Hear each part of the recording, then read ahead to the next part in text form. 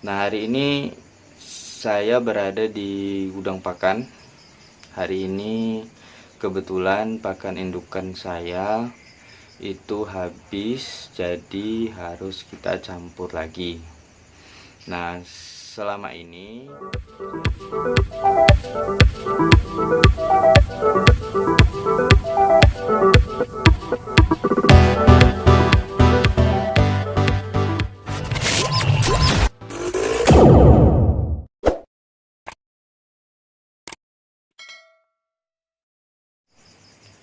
halo sobat, assalamualaikum warahmatullahi wabarakatuh. Kembali lagi bersama saya di Mas Adi Channel yang membahas segala sesuatu tentang dunia ternak dan juga bisnis. Saya akan selalu berusaha berbagi berdasarkan riset dan pengalaman pribadi saya sendiri maupun jurnal ilmiah. Untuk itu, bagi sobat semua yang belum subscribe, silahkan subscribe channel ini. Bagi yang sudah, saya ucapkan terima kasih. Bagi yang sudah klik video ini, semoga berlanjut subscribe agar bisa mendukung saya membuat konten-konten yang bermanfaat dan juga riset-riset yang bisa kita pergunakan bersama-sama. Nah, sobat, saya selalu mendoakan kepada sobat semua agar usahanya tambah sukses, tambah lancar, dan tambah barokah. Nah, hari ini saya berada di gudang pakan. Hari ini kebetulan pakan indukan saya itu habis, jadi harus kita campur lagi. Nah, selama ini saya biasanya menyarankan kepada sobat semua untuk mengambil pakan yang bagus. Nah, untuk saya sendiri sebenarnya saya meracik pakan yang bahan bakunya itu murah, tetapi protein dan juga nutrisinya tercukupi. Apa sebenarnya bahan-bahan yang biasa saya gunakan untuk campuran? Karena kita tahu bahwa ayam kampung ini memang produktivitasnya sangat rendah. Kalau kita tidak menekan kos pakan perharinya, itu keuntungan kita bakalan tipis sekali ya. Sehingga karena produktivitas ayam kampung itu sangat kecil, walaupun kita sudah treatment ya maksimal itu berkisaran di 50% ya. Tidak sampai lebih dari itu biasanya. Ya kadang-kadang bisa mencapai lebih dari 50%, misalnya kadang-kadang dari 28 indukan itu kadang bisa bertelur 16, bahkan bisa kadang 18 itu, tetapi itu jarang sekali kalau dia sudah tata. Kecuali kalau kita baru masukkan pulet ya, mereka bertelur semua, akhirnya banyak produktivitas telur kita. Tetapi kalau sudah lama, sudah kontinu, sudah beberapa kali bertelur, mereka pasti produktivitasnya akan naik turunnya di 50%. Nah, saya belum menemukan formulasi pakan yang bisa meningkatkan produktivitas telur ayam kampung seperti ayam kampung petelur, seperti jenisnya ayam Arab atau ayam Elba. Jadi saya belum menemukan. Dan kabarnya juga kemarin saya ngobrol sama waktu Idul Fitri, saya ngobrol dengan peternak ayam kampung petelur jenis ayam Arab. Itu katanya ya produktivitasnya kecil kok, nggak sampai 80%, 70 itu sudah bagus katanya. Berarti ternyata kan ya memang seperti itu untuk ayam kampung itu, padahal pakannya juga pakan standar.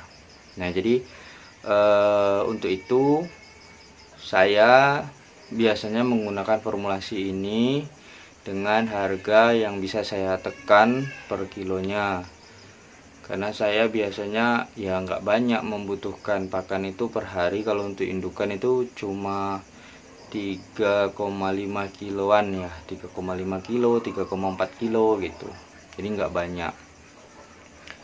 Tapi setiap hari ayam saya bertelur, walaupun kadang mencapai puncaknya di 60%, kadang di bawah 50%. Jadi kalau dirata-ratakan ya sekitar 50%, 40%, 50%.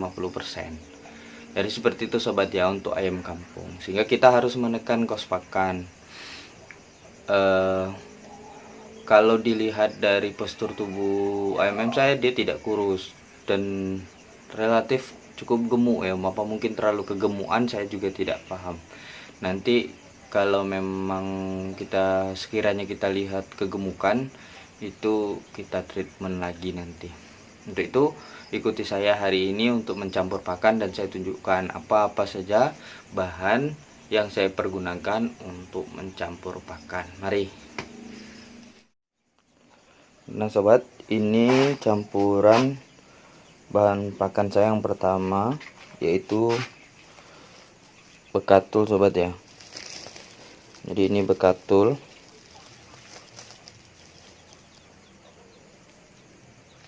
Nah, ini bekatul yang bagus sobat ya. Kemudian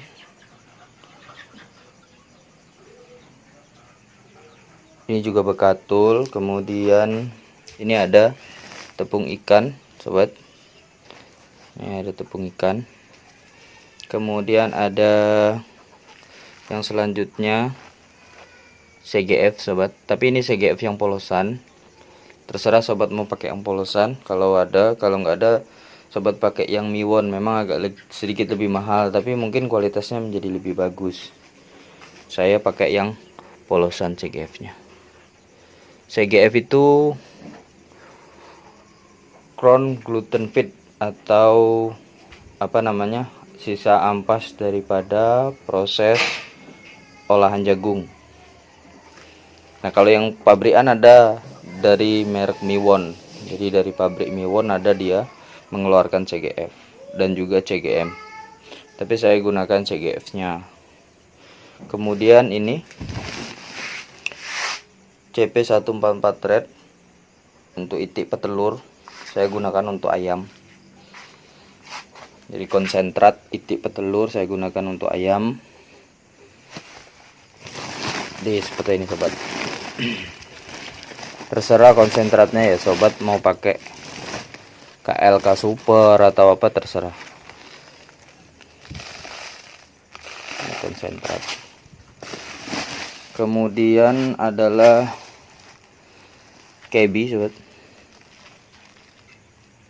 hasil polesan beras ya, KB. Kemudian selanjutnya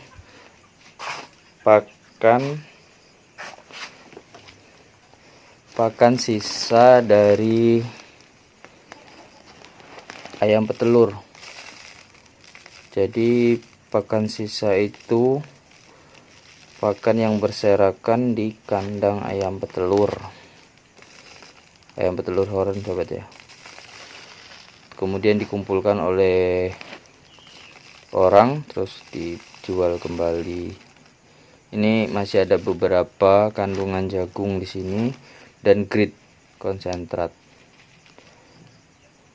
Jadi grit dari konsentrat, atau kadang memang mereka dicampur grit ya. Jadi ada gritnya batu, pecahan batu.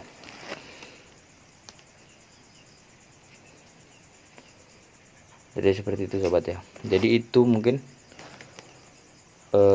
bahan yang saya pakai. Nanti komposisinya saya letakkan di kolom deskripsi, sobat bisa lihat. Nah biasanya saya campur semua ini jadi satu, kemudian saya masukkan ke dalam gentong agar lebih awet. Begitu juga yang lainnya.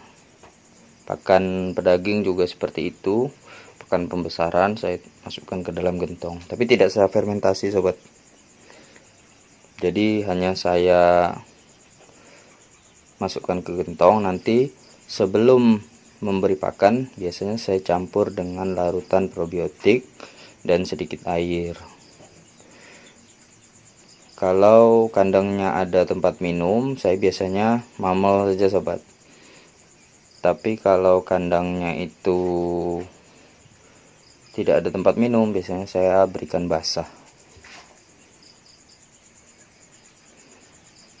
Mari kita campur semua bahan-bahan ini menjadi satu. Silakan ikuti bagaimana saya mencampur pakannya.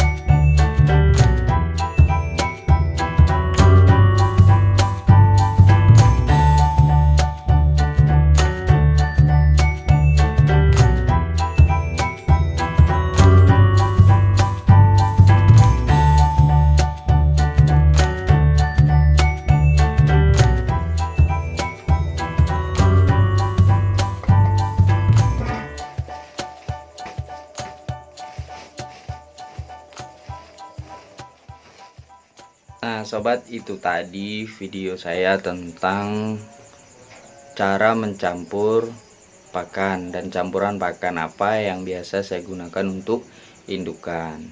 Jadi mungkin kalau memang bahan-bahan tersebut tersedia di tempat sobat semua, bisa sobat semua gunakan, dijadikan referensi. Atau sobat pilah-pilah mana yang menurut sobat baik untuk ayam sobat semua. dan atau bisa diganti dengan bahan-bahan baku yang lain yang serupa. Jadi kita harus pintar untuk menyiasati kos pakan daripada indukan dan juga pembesaran. Nanti lain waktu saya akan berikan komposisi daripada pakan pembesaran saya yang saya sekarang sudah gunakan. Kalau dulu saya masih menggunakan banyak campuran, nah sekarang saya sudah tetapkan campurannya seperti itu, dan apa itu nanti akan saya share di lain kesempatan. Nah sobat, jika menganggap video ini bermanfaat, silahkan klik like dan juga share kepada rekan-rekan yang lain agar rekan-rekan yang lain mendapatkan manfaat daripada video ini. Jika ada pertanyaan daripada komposisi atau jenis-jenis bahan baku atau pakan yang saya gunakan, silahkan komentar di kolom komentar. Insya Allah akan saya bahas dan juga saya balas. Kita belajar bersama. Wassalamualaikum warahmatullahi wabarakatuh.